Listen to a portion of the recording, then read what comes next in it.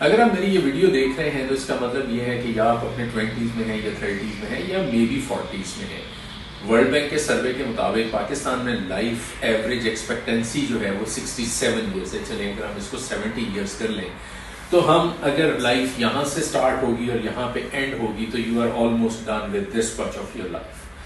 آپ 1/3 اپنی زندگی کا گزار چکے ہوئے ہیں. اگر اس 1/3 میں کچھ بہت امیزنگ نہیں کیا جا سکا تو اس باقی جو زندگی ہے اس میں ایسا کیا کیا جائے کہ زندگی جو ہے وہ کچھ اچھی ہو جائے. تو میں آج ایک بیسیکلی آرٹیکل پڑھ رہا تھا اور اس میں مائیگریشن کو دیکھ رہا تھا, مائیگریشن کی ہسٹری کیا ہے. تو مجھے یہ لگا کہ ہم اگر لوگ جو ہیں, آج کل ڈنکی مووی بھی جو ہے وہ بہت پاپولر ہوئی ہے, ڈنکی لگا کے بالکل نہیں جانا چاہیے کسی بھی دوسرے ملک میں. ہمیشہ لیگل مائیگریشن جو ہے وہ کرنی چاہیے, لیگل امیگریشن کرنی چاہیے. آپ جائیں, جا کے اس کنٹریز کے جو رولز اینڈ ریگولیشنز ہیں ان کو فالو کریں. تو ہم جو سروس دیتے ہیں وہ آسٹریلیا ہے, وہ کینیڈا ہے, یو ایس اے ہے, رومینیا ہے, البینیا ہے, کرویشیا ہے, پولینڈ ہے. ان کنٹریز کے لیے ہم سروسز دیتے ہیں. یو کے ہے. لیکن دیکھیں کچھ ایسے جن کنٹریز جو انگلش اسپیکنگ کنٹریز ہیں اسپیشلی, وہاں پر آپ کو آئلٹس کی ریکوائرمنٹ ہوتی ہے.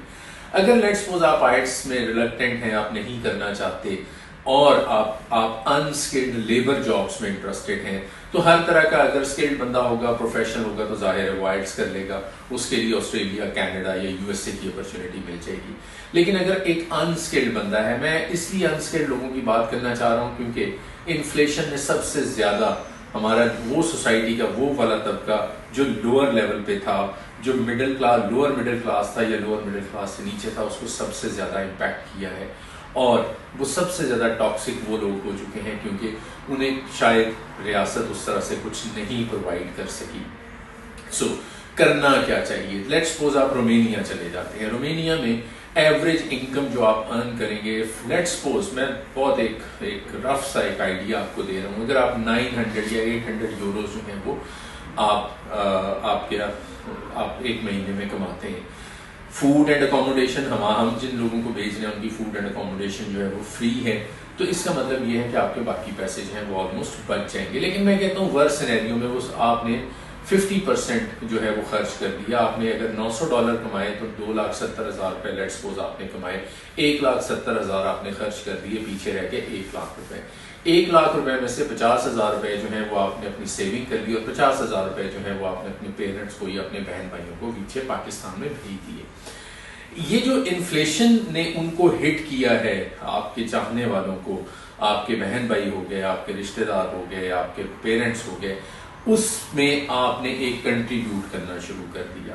ٹھیک ہے, میں پیسوں کو اس لیے پیسوں میں بات کر رہا ہوں, منی کی بات کر رہا ہوں, پیسے کی بات کر رہا ہوں. اکنامکس یا فائنینس جو ہے وہ ایزی ٹو انڈرسٹینڈ ہوتا ہے.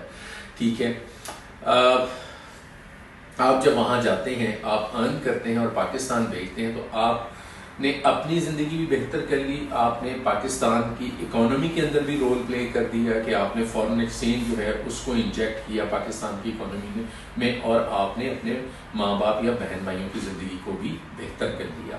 سو میرے حساب میں اس آرٹیکل میں جو پڑھ رہا تھا کہ انسان کس طرح سے مائیگریشن اور اس کی ہسٹری کیا ہے, تو مجھے یہ لگا کہ مجھے آپ لوگوں کے ساتھ یہ ضرور شیئر کرنا چاہیے کہ اگر ہم زندگی کے پہلے کچھ سالوں میں نہیں کچھ بہت اچھا کر سکے تو کیا ہم اپنی باقی زندگی میں کچھ ایسا کر سکتے ہیں جس کی وجہ سے کچھ چینج آ جائے اور آپ کے اگلے سال جو ہے زندگی کے وہ بہتر ہو سکیں.